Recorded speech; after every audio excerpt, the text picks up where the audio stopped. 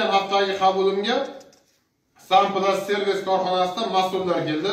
Svetimiz yo'q, o'rtoq hokim. Topshiriq berdik elektrosetga.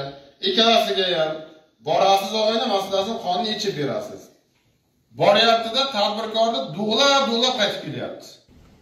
Qilib bering, mayli, xato qilganimdan qilman, jarimamni ham to'layman. Men zakaz olganman desam, 35 kun nagl yoqib berilmayapti. 35 kun.